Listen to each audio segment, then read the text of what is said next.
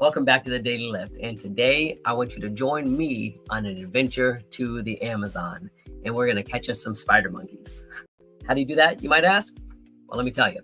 So the hunters in the Amazon, they have found a ingenious way to catch these little buggers that are usually inaccessible high in the treetops. And so what they do is they take their favorite nut, the monkey's favorite food, and they place it in a box. And the box is covered on all sides except for the top. And the box is a heavy wooden box that's too heavy for the monkey to run off with. And so when all danger of the hunters are gone, they find this box. And inside it is their favorite food. And so quickly they go to work trying to figure out how to get it. And they eventually put their hand in that box and they grab a hold of that nut. What happens then? They can't get their hand back out. Now you see they're holding on to that nut so tightly, their hand is much larger now in this position, and they cannot get their hand back out of that small slot. Even when the hunter is coming, they can get frantic and panic and scooped up, off to market, or worse, off to the dinner table. So what lessons can we learn from the spider monkey and how these hunters trap them? I want to focus on three different elements in this story and draw some spiritual applications. So first off, we have the hunter, second, the nut, and then third, the monkey.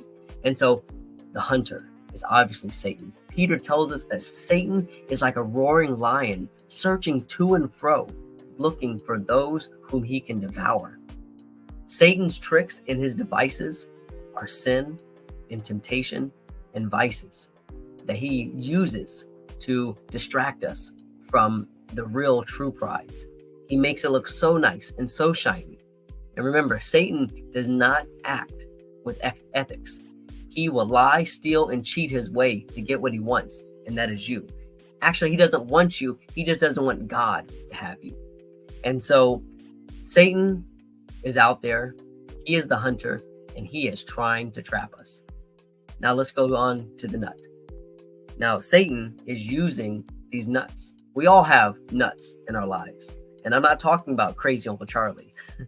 I'm talking about these vices and these temptations that catch our attention.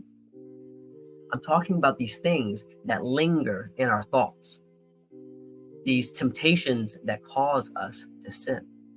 Now, Satan knows what our nut is.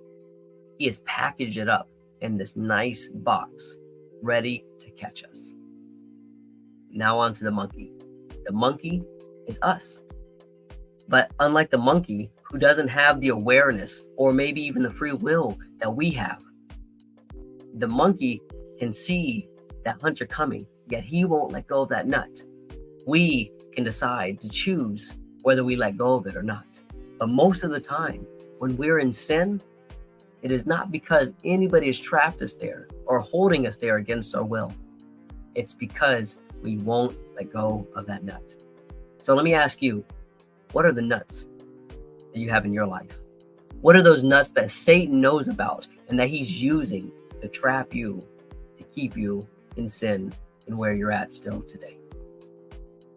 We have an advantage over these monkeys. We can let go of those nuts. They could too, but we really can't. We know Satan's devices. We know what that trap is. But yet, he still uses the same old tricks because they work.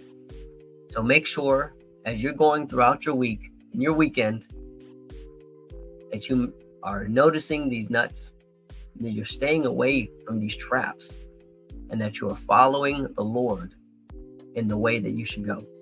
And as always, go lift somebody up.